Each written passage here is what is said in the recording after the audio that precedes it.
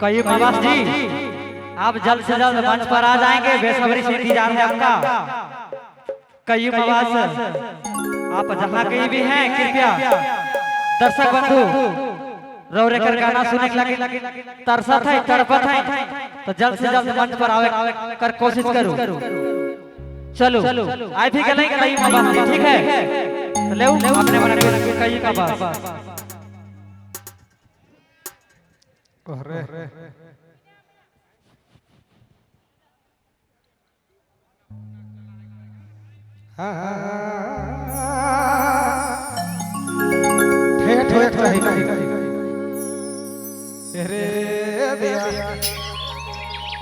दिल दिल से नहीं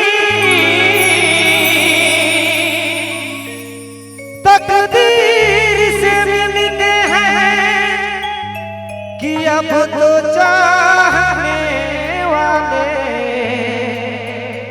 बड़ी मुश्किल से मिलते हैं।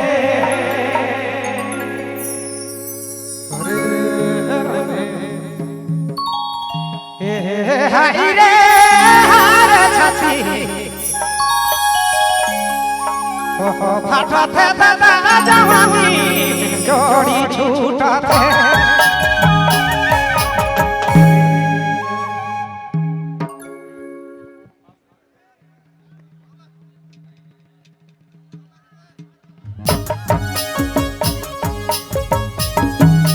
दिल टूटल है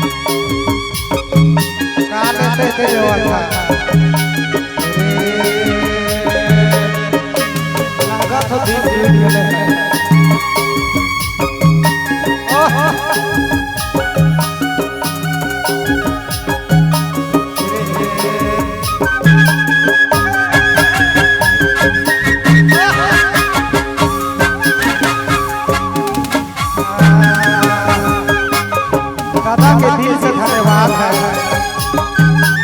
आज है दादा का बदौलत हमारे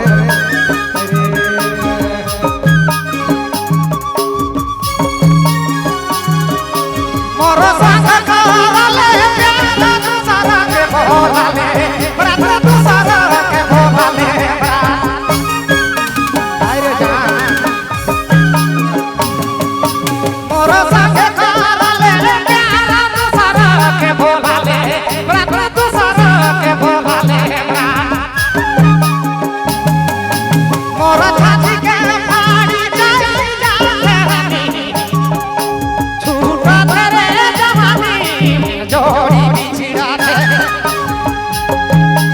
हारे छाती फाटा थे दादा जवानी में जोड़ी टूटा थे